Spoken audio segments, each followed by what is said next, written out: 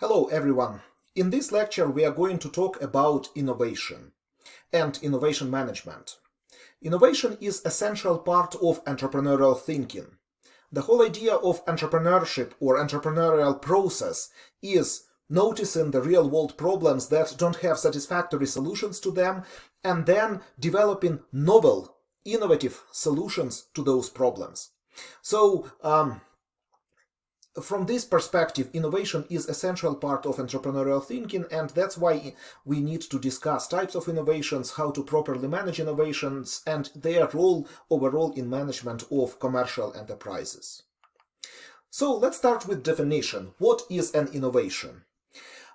General public's perception of innovation is that it is some fancy new technologies or some fancy new IT systems or gadgets that like new iPads or new renewable energy technologies. And this is correct. However, from perspective of more systematic management science, by innovation we understand much more. So innovation is the creation of better or more effective products or processes or services or technologies or ideas that are accepted by markets, governments, and society.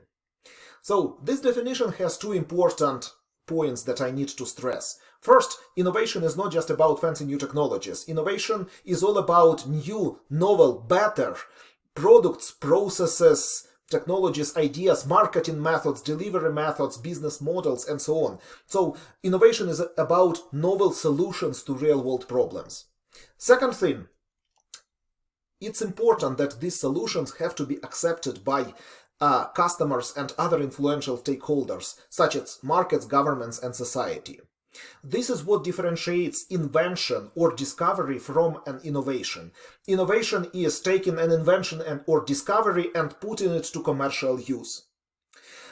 If you have a brilliant idea, but you cannot translate this invention or discovery into an innovation, it will never see the light of the day. It will never make the world a better place by solving somebody's problem. So, entrepreneurial thinking is all about noticing problems, innovating in order to solve those problems, finding novel solutions to those problems, but then also about finding a viable business model, viable commercial enterprise that can, on continuous basis, keep on solving this problem using your new idea. Okay, what is the role of innovation in today's strategic management? The innovation can lead to a company's competitive advantage. So if you come out with new products or new services or new technologies or new marketing methods before they get imitated by competitors, this might give your company, your startup, a source of competitive advantage, which ultimately can be measured through superior performance. This is why investors will line up in order to support your idea up front if they see this potential for competitive advantage. And this is where I need to add something very important. Innovation is like a buzzword in contemporary business language. And we have unjustified bias against, or for innovation actually, not against innovation. So apparently if you throw in label that our strategy is highly innovative, it makes this strategy more attractive to everyone. In practice, innovation sometimes leads to competitive advantage, sometimes it does not. And unless you have a clear plan for translating your new idea into a source of competitive advantage that can be protected from imitation, your innovation has no strategic value.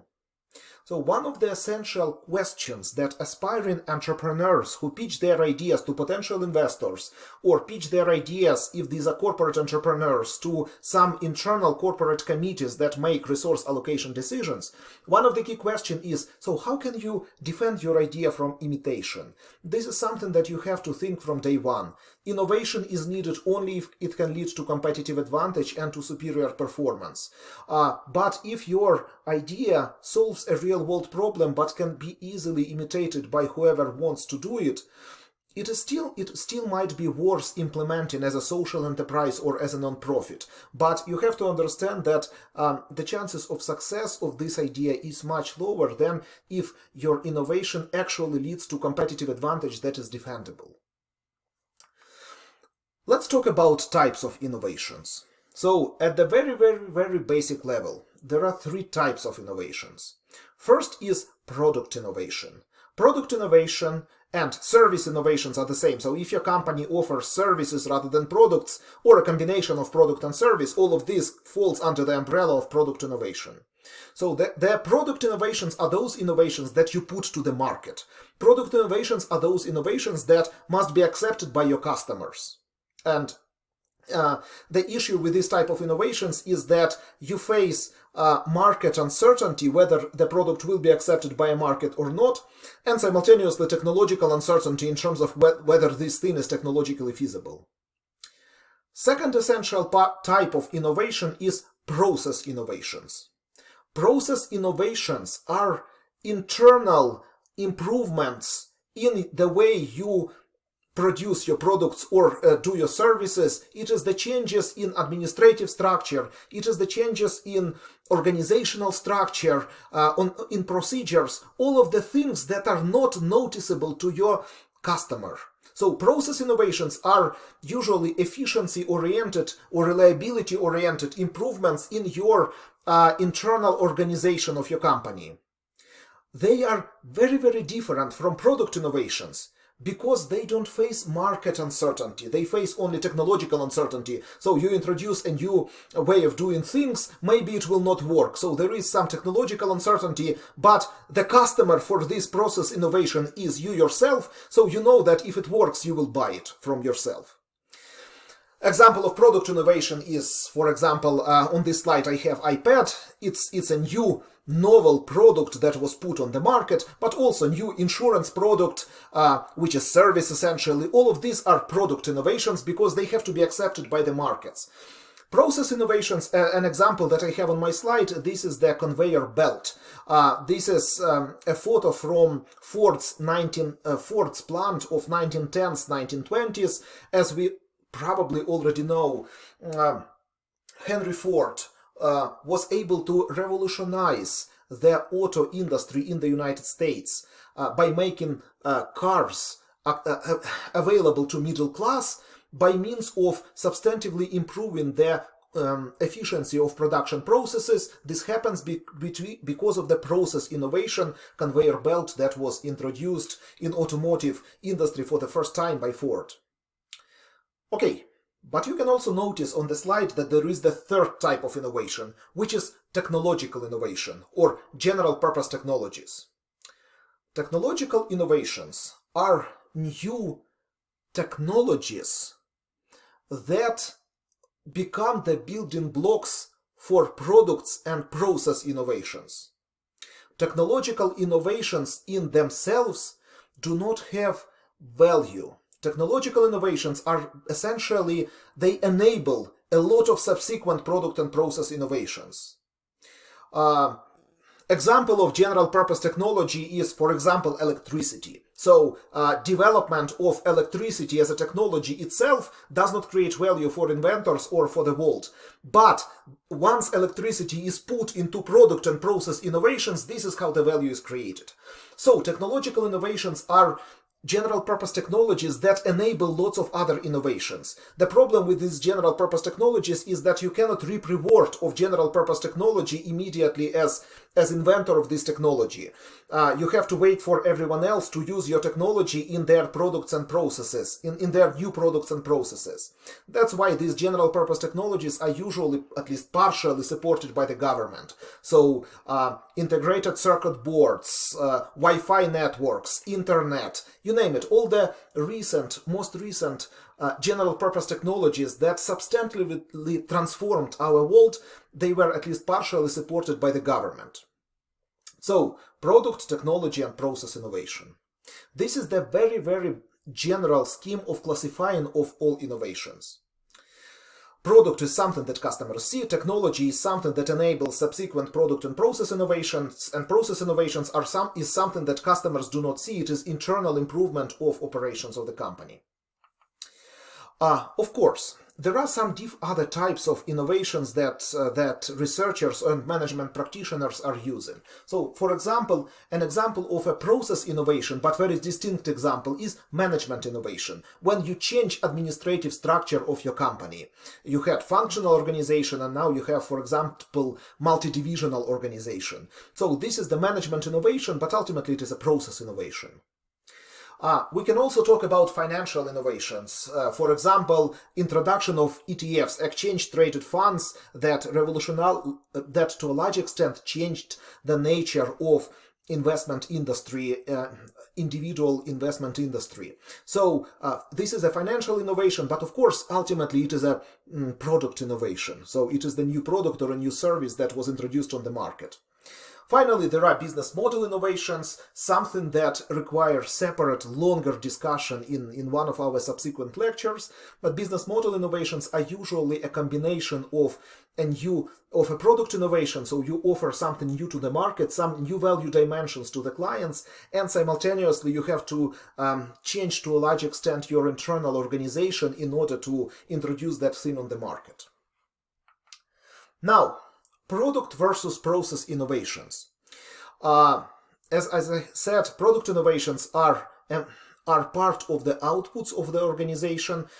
It can be goods or services. Process innovations are internal changes in the organization. Of course, they are tightly linked together. So usually product innovation, if you get something new to the market, requires a lot of process innovations internally within your organization in order to get this thing produced. Simultaneously, some process innovations allow you to get product innovation. So you use Six Sigma or some lean manufacturing approach, which reduces your costs and increases reliability. This allows you to get a new product on the market that is different from everyone else, and that gives you competitive advantage. So product innovations and process innovations are usually linked within the same company. And simultaneously, what is a product innovation for one company can be a process innovation for another company. So, for example, if Microsoft introduces Microsoft Teams product on the market that allows collaboration of distributed teams across the world, this is the product innovation for Microsoft that allows process innovations within all the client organizations that are using this product. Now, there is one more important classification of innovations. And this classification is based on incentives, on why the organization embraces an innovation. And generally speaking, most companies are innovating because it makes sense, because innovative projects or the idea of launching new products or improving processes has a chance to create competitive advantage for the organization and improve its performance. This is what can be called market-motivated innovation incentives. So basically, we have market mechanisms that incentivize organization to innovate. However, a lot of organizations are introduced even though they don't make economic sense for a company, for a particular company. They introduced because influential stakeholders of the company are forcing the company to embrace a particular innovative project. So those stakeholders can be regulators, media, general public, social activists, politicians, accrediting organizations. So sometimes there are innovative projects that do not have economic value, but instead are imposed on the organization by influential stakeholders. So usually the rule of thumb is that the best innovations that improve society and society's well-being and improve the company's performance are these win-win innovations, when external market really wants a particular innovation and simultaneously it makes economic sense. This is what policymakers should try to do. However, there is, of course, a lot of innovations which are simply market motivated, when there is no pressure on the company to introduce a particular innovation, like when Apple introduces their iPhone 11, 12, and so on. There are no politicians that force Apple to do that. Instead, Apple is doing it because it expects to get economic rent from it, and it does it. But in recent years, we see the rise of imposed innovations. Imposed innovations are those innovations that don't make economic sense, but companies have to do it in order to maintain their operations. Examples of these innovations are a lot of ecological or green innovations that are pure cost to the company. Its customers are not willing to pay premium for this product that was produced in some ecological manner. It happens quite often. The government or regulators or Greenpeace or social activists require the company to do that in order to get social license to operate. I believe that we are living in the age when these imposed innovations are on the rise. At this stage, I don't have statistics yet about what is the percentage of those innovations across quadrant 1, 3, and 4, but I can definitely say that innovations in quadrant number 1 are on the rise. So all the ecological, social innovation, a lot of social innovations that are imposed on the company that do not make economic sense, but company has to do it. There are a lot of safety regulations that are imposed on the companies, and companies have to do it. If those regulations made economic sense, the companies would do them. Those would be innovations in quadrant number 3. But instead, we have a lot of innovations in quadrant number 1.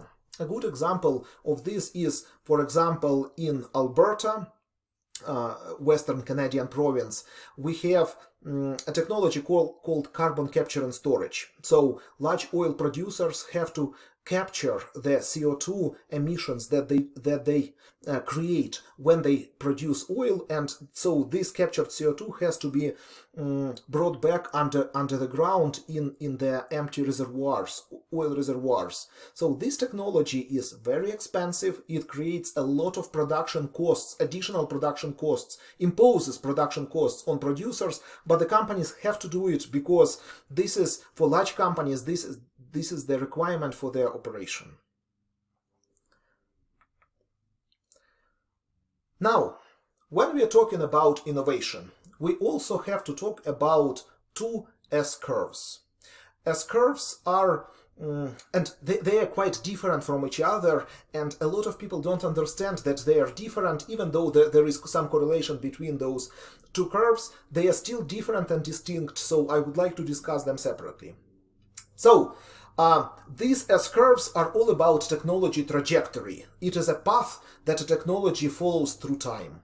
And generally speaking, there are two sigmoid curves that explain the technology trajectory. First is the rate of technology improvement. It is the rate at which technology becomes better and better in the main quality dimensions, be it speed, reliability, price. Second thing is, it is rate of technology adoption. This curve shows how the new technology is adopted by the market. It shows how the technology gets diffused throughout the market. Of course, these curves are related to each other, but they are still distinct, and we always have to understand which S-curve we are talking about when we say that technology is, like, for example, at saturation of its S-curve. S-curve number 1, rate of technology improvement. So, in this case, on x-axis, we have efforts or time, but usually it is engineering effort. We have to invest millions and millions of dollars and a lot of time of our engineers in order to develop a particular technology. And what happens in terms of performance, in terms of speed, in terms of, for example, energy efficiency, in terms of price, but price has to go down. So, usually, initially, we need to put a lot of efforts, but the improvement is very, very marginal. Because the technology is still poorly understood, we still don't fully understand all cause and effects mechanisms in a particular technology, we still don't understand all the things that interact together in order to deliver the performance. So initially technology requires a lot of investment of efforts in order to start gaining traction. This is where, for example, at the time I'm recording this lecture, we see quantum computers. So in terms of quantum computing, we see lots and lots and lots of efforts, money invested into these quantum computers that should be working. But at this stage, we still don't have a really working quantum computer that can be put on the market. Quantum computers are still here. With time, if we are lucky, the technology actually, we start understanding the technology and we get on the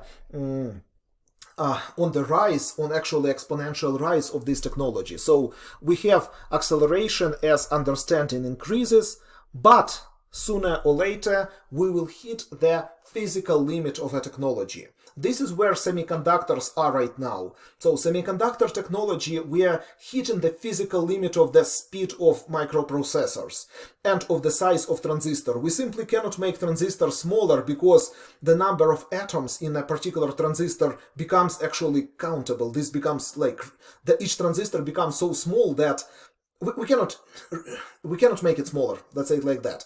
And also, we cannot make our processors faster. We are hitting the physical limit of semiconductor technology. That's why people right now are talking so much about quantum computers, but if semiconductor technologies and particular central processing units and memory chips are here, quantum computers are still here. So this is S-curve number 1. It is about... Remember, so every time we have efforts and performance, we are talking about rate of technology improvement. Now, S-curve number 2 is rate of technology diffusion. This is totally different thing. Rate of technology diffusion is all about what percentage of customers are actually using this technology. How much this technology has penetrated the market. We still have sigmoid curve when we have slow beginning, then acceleration, and then faster. And if with rate of technology, there are a couple of explanations of why this happens. One of the explanation, or one of the most prominent explanation, is that initially technology is unfamiliar, people don't understand it well. But once you see that everyone is using this technology and you get more familiarity with it, but at the end of the day, you saturate the market because you hit the 100% limit. Similar argument can be made, for example, about network effects. So the penetration of computers was to a large extent determined by how many other users are using computers and how much software is developed for computers. Initially, it was very, very slow because only few people had those computers and software was very, very limited. With time, we have more and more people using computers. Everyone understands what computers is all about. And at the end of the day, more software is developed and we get to accelerating curve. However, at the end of the day, once everyone is using computers, that's it. Like we hit the market, we hit the saturation. On this particular slide, I put the charts from the New York Times about the diffusion of consumer technologies throughout the 20th century. And we see that most of them follow the sigmoid curve. So we have, for example, color TV, we have slow taking off initially, then huge accelerating pace, and then we have saturation at almost 100% of the market. So electricity, refrigerator, stoves, cell phones, internet, everything basically starts slow, then accelerates, and then flattens out. So, in summary, we have two S-curves in innovation management, in technology management. One S-curve is rate of technology improvement, which is all about how efforts are translated to performance. The second curve is all about how time gets translated to market penetration, to share of customers that are using a particular technology. Of course, these curves are related together. So in this slide, we have side by side three consumer technologies: VCR, CD player, and cell phones. On the left chart, we have average sales price of consumer electronics. So this is essentially one of the essential quality dimensions. And as price goes down, the higher the quality essentially is, or the higher the value for money is. And we see that with time, the price goes down. So basically the quality goes up until we reach a saturation. Now, if we see simultaneously here, we see the rate of or the market share of this technology, how many potential customers are using this technology. And of course, as the price goes down, the diffusion goes up. So these curves are linked to each other, but still they are distinct. This curve is all about percentage of customers that are using your technology. This curve is all about the quality dimension, performance of your technology. That's important because if, as an innovator, you're thinking about the market, you're thinking about the future for your technology, you have to understand first how many customers are already having something like that. If you are somewhere here, you have to educate customers a lot because nobody understands what you're doing. If you are already at saturation point, you will have to invest a lot in marketing in order to take away market share from existing competitors. So the sweet spot is to enter somewhere during the acceleration phase. With technology, rate of technology improvement, the situation is also a little bit different, so depending on the stage. So if your technology is still at the stage when it requires a lot of investments in order to improve the performance, probably this is not the place for a startup. Startups should come when acceleration happens, when small investments into R&D can yield major improvements in your performance of your products. Once you reach saturation, actually it gets really hard to talk about product innovations in general because all the products are at the same quality level, which is physical limits of a particular technology, and all the competition happens at the efficiency, at the process innovations level, which is the domain where large companies have huge competitive advantage. So in case of startup, you really have to enter the market when the technology is getting improved but didn't reach the saturation yet. And with respect to market penetration, it is also about getting somewhere in the middle of the curve. So this is just one of the strategic implications of understanding of these technologies as curves. Now, let's ask a question. How does it happen that some companies or some technologies are getting accepted faster than others? Why has Uber been adopted so quickly? Let's think about it for a second. So Uber essentially took the market overnight. Every time they enter into a particular city, they would dominate this city in half a year or in a year, totally disrupting the taxi cab industry.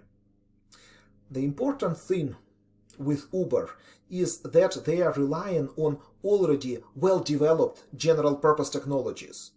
Uber doesn't have any major breakthrough innovations in itself. What Uber did was just smartly recombine the general-purpose technologies, which is smartphone, internet, GPS, payment through internet. All these technologies combined together, they allowed Uber to get adopted so quickly.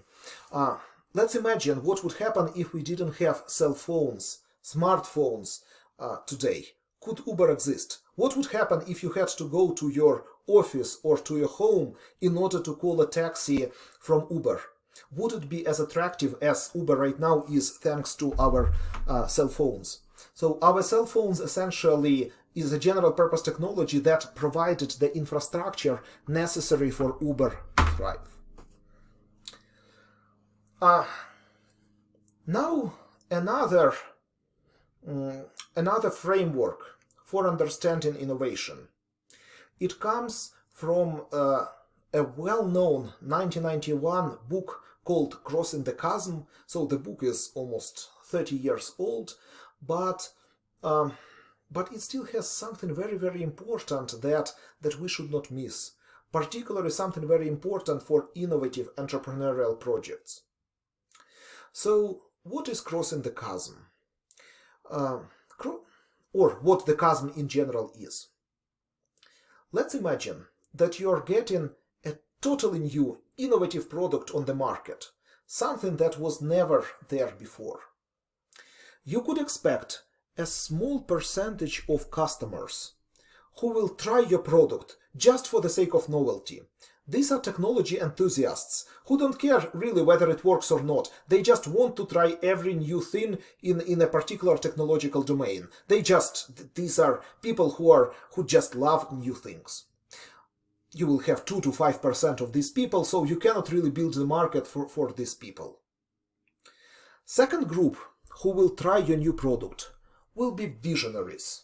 This is a small percentage of market where customers understand that they really needed your solution, that your solution can create competitive advantage for their companies, or that your solution, if these are end users, they really understood that they needed this particular thing. You don't have to educate them too much. They will just buy from you because they immediately see why they need it.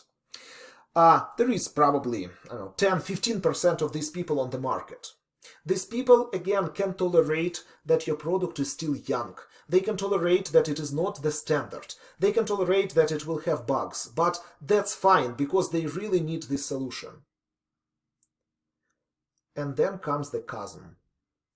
In order to get your product on the mass market, you need to appeal to pragmatists, to early majority.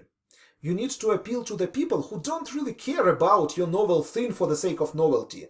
They need something that works and works reliably. They need an industry standard. They will not tolerate errors. They will not tolerate bugs. They want to make sure that what they are buying is going to work immediately from day one, without the need to update it, without the need to change it. Chasm lies in inability of startups to shift from serving early adopters, those technology enthusiasts and visionaries, towards serving the majority, towards serving the pragmatists.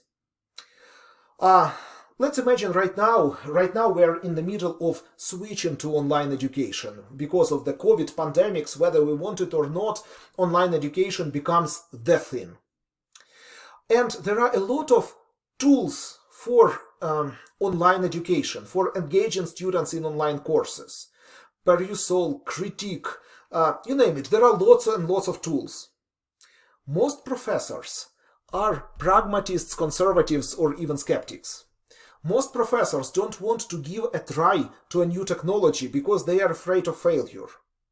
Of course, there is a small percentage of technology enthusiasts who just try new things because they are so interested in this particular domain. But most of us have lots of other things in our life to do rather than try every new thing in online technology. There will be a small percentage of visionaries who really want to build competitive advantage for their course, for their department, for their business school on the basis of online education. And these people are going to try new technologies, are going to give them a try, fully understanding that it will take a lot of time. Most likely there will be mistakes or errors when the technology is getting developed, but they will still give it a try. The key thing is, if you are introducing a new platform for online education, to make sure that you can get to pragmatists, to early majority, who don't care really about your online education tool that much. They know that there is a Zoom, they know that there is some learning management system, and they have lots of other things in their life to think about rather than testing your tool. If your tool does not work, if the students are not happy, these pragmatists will never forgive you. And if pragmatists don't want you, then conservatives and skeptics will not try anyway. So, crossing the chasm. What was relevant in 1991 is still relevant today. You have to understand that your innovative idea has to ultimately appeal to early majority or maybe even late majority. Skeptics are never going to try it anyway. They will be forced to use it 15 years down the road when it is the industry standard. You have to understand that just because you have early customers who are super excited about what you're doing, you should not assume that all the customers will be like that. You should not assume that all the customers will be visionaries. So, if you are getting to the market, you have to from day one think about this. Think about how to make the product that is perfect. You have minimal viable product, you can test it with visionaries, but ultimately you have to get something that works well, and that becomes industry standard. Let me give you another example. I am a big fan of writing, of making notes, and I usually would have a fancy pen and fancy Moleskine notebook in order to make my notes. But recently I bought this remarkable thing that allows me to make notes electronically, and they try to replicate the paper. I was definitely among those visionaries or technology enthusiasts who gave it a try. I understand that I overpaid for the first version of the product. I understand that probably the next versions of the product will be much better and much cheaper. But I still gave it a try, and by this means I supported the organization that are developing the product that I will need in the future. But this organization will survive if and only if they can move beyond visionaries towards pragmatists, if and only if their tablets that are needed for making notes will be accepted by the early majority. And there is a huge difference between satisfying me as somebody who is essentially enthusiast in writing space versus satisfying the pragmatists. But where does technological innovation come from? So, how did it happen that Apple developed their iPhone in 2007? How did they do it? We have to understand that most modern technological innovations are simply smart recombination of general purpose technologies. If we look at Apple, for example, at Apple's iPhones, the major technologies that underpin contemporary iPhone are operating system, which is Unix based. It was developed from 1960s in universities and paid by the government. Graphic user interface that we enjoy so much, it started getting developed in 1950s, 1960s. Digital camera, 1980s, with unsuccessful attempts of Kodak and Polaroid to do something. Central processing unit, CPU, the main part of any semiconductor device, it was developed from 1960s by somebody else. Lithium-ion batteries from 1960s, even wireless switching networks that we are using, GSM networks, initial ideas were developed in 1940s. So Apple didn't do too many inventions itself. Apple didn't do too many discoveries itself, even though they have patents, but all of this comes for smart recombination of available general purpose technologies. Ultimately, most of the innovations are like Lego blocks. You take different general purpose technologies, you put them together, and you get something new. So one of the emerging general purpose technologies these days is, for example, quantum computers. So once quantum computers start working, or quantum computing as a general purpose technology starts working, you take it, you add to it something else, for example, machine learning or cloud computing or whatever else is there. You put this together, you get a new product, or you get a process innovation for your company. So don't make a mistake. Inventors still exist. Inventors still get to us general purpose technologies, but ultimately the innovators, the companies and individuals who really transform the world, what they do is they recombine in a smart, novel way the established general purpose technologies. This is where I would like to talk about a really great company or institute called Gartner, and Gartner every year or every other year they release something called Gartner chart. Gartner chart is a curve that is used worldwide for analyzing the emerging general purpose technologies. So the idea behind Gartner chart is that every emerging technology goes through the same very similar curve in terms of the expectations from this technology. At the very, very beginning, the technology is not fully understood, so the expectations are low. With time, a hype gets developed around the technology, and the technology gets to the very, very high level of expectations. We feel that the whole world will be changed by this particular thing. after which usually comes the sharp decline in expectations. And only after that, only after this sharp decline, we get the realistic understanding of what technology can and cannot do, and then it becomes the well-established general-purpose technology.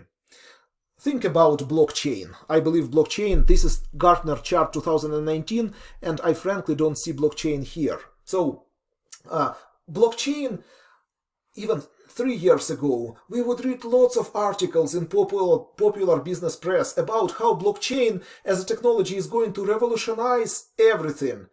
Well, blockchain is a great technology. It has its applications in particular areas, but I personally don't see any reason why blockchain should revolutionize the world as we expected. So a few years ago in Gartner chart, blockchain was up there. So at the peak of its expectations, and then it slowly collapsed. And now blockchain is somewhere here. It is pretty realistic. So this hype cycle is important to understand. We have to understand that, for example, 5G technology right now is at the very, very top of hype cycle. So probably at this stage, we are overpromised, and most likely we will be underdelivered. So the expectations are just too high to justify what's going on. 5G is essential general purpose technology that will change a lot of things in our life, but most likely not to an extent that business press right now discusses it. But if we put aside this hype thing, Gartner chart is a great source for looking at novel, emerging, general-purpose technologies. When I do strategic consulting, I usually have a small session where we just discuss the emerging, general-purpose technologies and then discuss how these or their combinations can affect the existing business model of a company. So by this means, we try to make sure that the business model will not be disrupted by new technology that will make whatever we have, our competitive advantage, obsolete. Gartner chart. I strongly encourage you to take a look at it and actually get back to it every time you're thinking about a novel solution to a problem. Because if you see some technologies somewhere here at the very, very beginning that are still not fully understood, you might be the first to understand how this technology can solve your problem for your customers, and you can get competitive advantage out of it. You will be the first on the market to use this technology. Okay.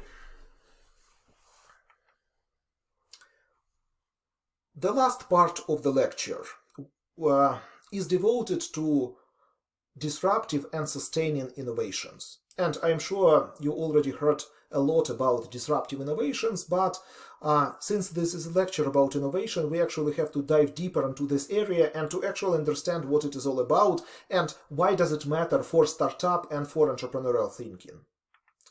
So the term disruptive technology was popularized by Clayton Christensen in his 1997 book, The Innovator's Dilemma. It comes from his dissertation at Harvard.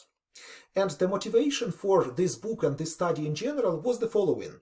Clayton Christensen noticed that a lot of established industries were turned upside down. The leaders were dethroned by newcomers who had no market expertise, no financial resources, no deep pockets of cash, no customer base, no technological superiority. So somebody new comes and totally dethrones the industry and becomes the leader of a new industry without traditional for strategic management sources of competitive advantage.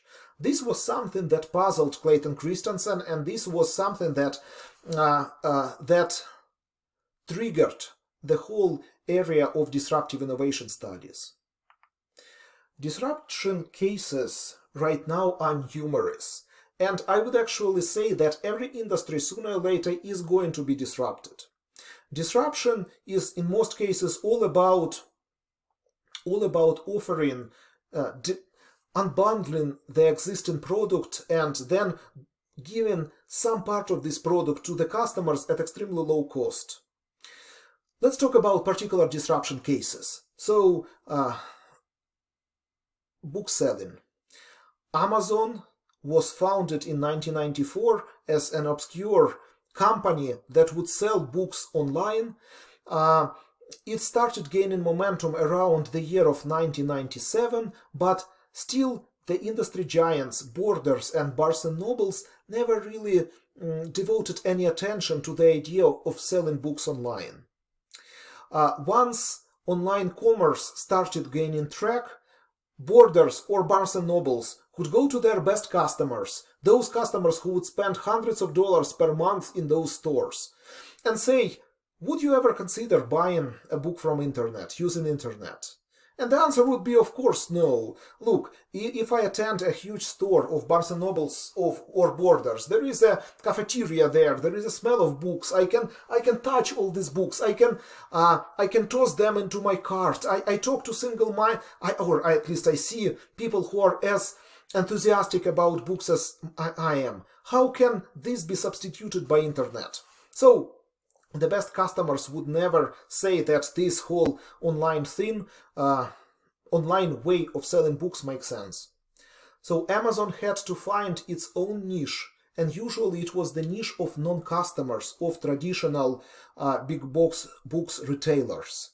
This would be students who are looking for cheap deals to buy used textbook. This would be people who are buying rare books or used books. This would be people who live in areas where there is no Borders or Barnes & Nobles around.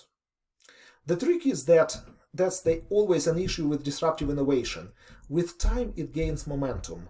With time, Amazon had more and more books in its system. With time, more and more people started getting more and more familiar with buying books online. And it happened to be cheaper and sometimes more convenient. As a result, in the year of 2010, Amazon was much bigger than Borders, Amazon was much bigger than Barnes & Nobles. In 2011, Borders filed for bankruptcy, Barnes & Nobles barely survived. Amazon is right now not just a book-selling giant, but actually sells all other things. And the story of Amazon is typical, so we see similar stories in most other places.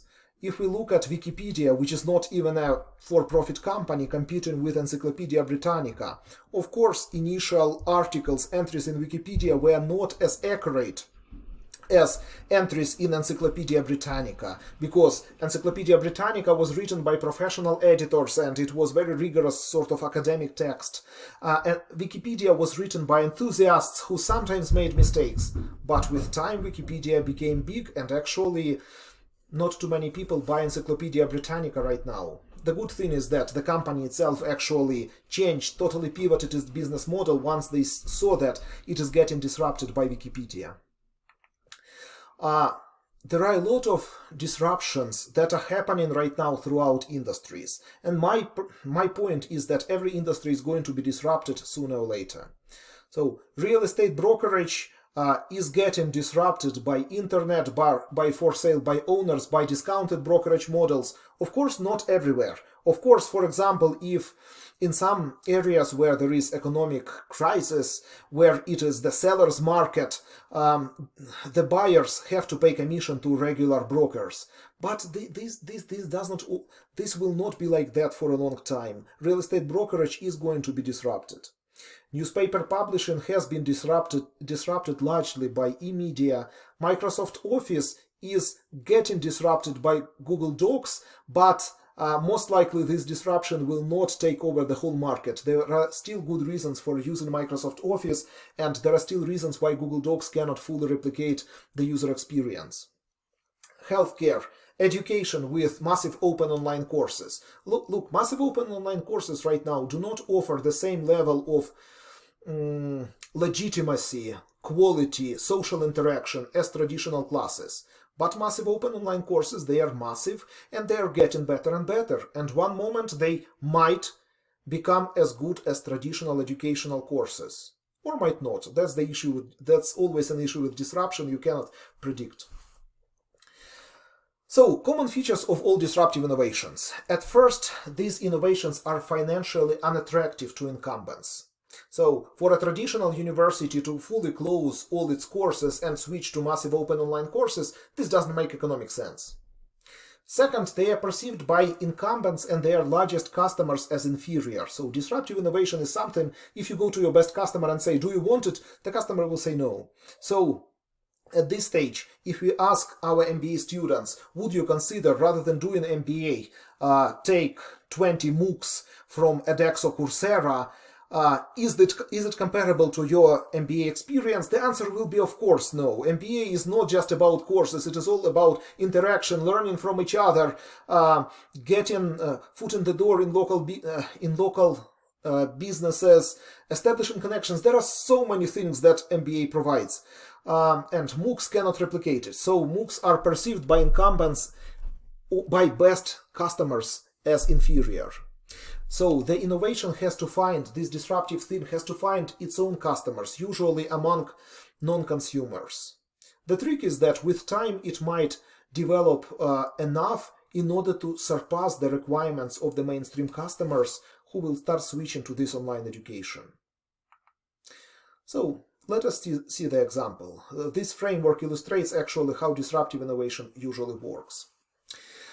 We have that traditional technology, sustaining innovations. So the traditional technology is all about established approach to business, established quality dimensions, and we just improve them with time along this incremental sustaining trajectory. And then there is this disruptive technology. So the disruptive technology starts as something crappy, something that is not appealing even to the marginal customers. So we have customers, low quality use, who expect just minimal requirements. We have medium quality use, and then like most demanding users of established technology. So disruptive technology starts at the fringes. It starts with, it doesn't even compete with our low quality usage. However, with time it gains momentum and slowly surpasses the low quality usage requirements, then medium quality usage requirements, and then it can actually surpass all the most demanding use, although usually disruption stops somewhere. So if we assume that universities are going to be disrupted by massive open online courses, at this stage MOOCs are somewhere here. They are not replicating the experience that a person would get in a regular for credit program. However, MOOCs are appealing to somebody who cannot afford or doesn't have time to go to a regular university program, and they are finding their own customers. However, with time, massive open online courses can start surpassing the quality requirements comparing to lowest quality programs in the universities. With time, these MOOCs might gain momentum in order to disrupt even the established universities. They might never reach the level of Harvard, because Harvard is not just about education, but much more about other things. But massive open online courses can actually take away a huge part of the market. So this brings me to the idea of sustaining versus disruptive innovations. So sustaining innovations are all about improving of your existing product. On existing market, it is small incremental improvements done best by established companies because they already have customer base, understanding of technology, and usually these sustaining innovations are about some technological innovations and improvements. Disruptive innovations, on the other hand, are usually marketing and business model innovations. Disruptive innovations usually is all about, for example, unbundling the full offering. Like university, it offers you access to libraries, sports facilities, access to career center, some education, networking opportunities, and so on. Disruptive innovation is, let's unbundle this and let's concentrate on just one, for example, educational component, and let's do it cheaply or at zero price. So this is marketing innovation much more than technological innovation. It creates new markets, usually among non-consumers. It brings, so massive open online courses right now, they are not really competing with traditional university degrees. Instead, massive open online courses are getting customers from non-consumers. The trick is that disruptive innovation gains momentum and with time might become good enough so that mainstream customers will start switching there. And it usually done best by newcomers or spin-off units of established companies. So from a strategy perspective, disruptive innovation is all about new business models. They are triggered sometimes by new technologies, but still it is new business model. They might not take the whole industry, so online education and massive open online courses can coexist with traditional universities in the observable future. There is nothing wrong about having two offerings, like discounted airlines and traditional airlines. They just coexist. They are the source of growth in mature industries because disruptive innovation brings in new customers to the industry. It is hard to implement disruptive innovations by established companies for all the reasons we discussed before, because usually they are financially not interesting, the best customers don't want them, it needs time to gain momentum, so we really don't know how traditional KPI systems might not work for disruptive innovations. So Clayton Christensen's recommendation is, if a large company wants to explore disruptive opportunity, this company has to create a spin-off unit. It has to create something that will just explore this opportunity, and if it doesn't work, it was just our small seed investment that we don't care that much about. So, for example, edX. If we are talking about massive open online courses, edX platform is a spin-off unit created by MIT and Harvard. Both of them invested a few $1 million in order to start edX. And this is operating as an independent unit trying to find its market niche. Eventually, it might disrupt its founders, Harvard and MIT, but most likely no, and it is treated as a small seed investment, as a real option that might work out if this whole massive open online thing becomes the thing. Implications for startups. Why do we care about disruptive innovations in entrepreneurial thinking? So, first and foremost, disruptive innovations are all about competing with non-consumption. The big established companies are unlikely to notice your startup until it is too late for them. So if you're introducing something disruptive, if you're bringing the new customers to the industry, rather than taking away existing customers from existing players, this is the time when startup can develop. Second, most disruptive innovations are all about low price. So it is all about unbundling the full offering and then proposing just one particular thing at extremely low price. This is what startups are usually doing well. Disruptive innovations are all about new value dimensions, something that traditional rivals don't consider. Massive open online courses, they are not just about low price or zero price. They are also about accessibility. They are also about enabling working professionals who don't have time to put aside for traditional program. They can go and take massive open online courses. New value dimensions in this case are flexibility of offerings, for example. Technological innovation is usually a trigger for a disruptive innovation, for these new disruptive business models, but it doesn't have to be. So, for example, low-cost airlines, there was definitely no new technology there. It is simply new business model. So the beauty of all of this is that disruptors have some time before the established companies consider them seriously. So if you are introducing disruptive innovation on the market, you might have some time before everyone notices you. That's the sweet spot for startup. But you need to build defense fast. You need to make sure that you can defend your competitive advantage from imitation. And finally, you need to build legitimacy fast. That's the main issue with massive open online courses right now. They are simply not perceived as legitimate enough by employers. So if you have on your CV MBA from an established university, this is a recognized legitimate credential. If you have on your CV 25 MOOC certificates, most likely it will not be as highly valued as MBA. Finally, once the incumbents start noticing you, you have to understand there is a huge chance that instead of trying to outcompete you, they will try to outregulate you. They will try to make sure that your disruptive innovation does not see the light of the day on the basis of some legal procedures. So Uber versus taxi cabs. Taxi cabs? There were good reasons why people happily switched to Uber instead of using taxi cabs. And instead of trying to understand those reasons, and instead of trying to outcompete Uber, taxi cab drivers engaged in proactive resistance.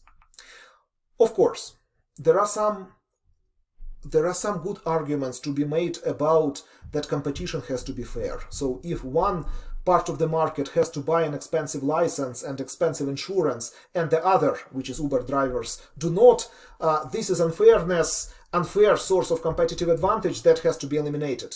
I agree. So it is not as easy as that. But also, I personally had good reasons to switch to Uber when I was in Boston rather than using local taxi companies. Lots of good reasons beyond just legal requirements. And instead of deeply thinking about why people are using Uber rather than taxi cabs, taxi cabs are proactively resisting, or at least used to be proactively resisting. The same examples come with Airbnb. Hotels are fighting Airbnb not just by trying to outcompete it, but also trying to make it illegal. And of course, some of their arguments make a lot of sense. If somebody has to pay the tourism tax and the other person does not have, there is unfair competitive advantage here. But also Airbnb offers a lot of things that hotels do not offer. Southwest Airlines, this first discounted airline company. If you read their story, the first couple of years they were fighting for their existence in courts because the established airline companies tried to prohibit their operation. And Walmart. Every time Walmart comes into a new area, we see immediately a lot of outcry about that Walmart will kill all the smaller stores in this area. So instead of trying to outcompete Walmart, instead of trying to offer something that Walmart cannot offer to customers, the incumbents are trying to proactively resist. So beware of it when you're introducing your own disruptive innovation. And this is it for today.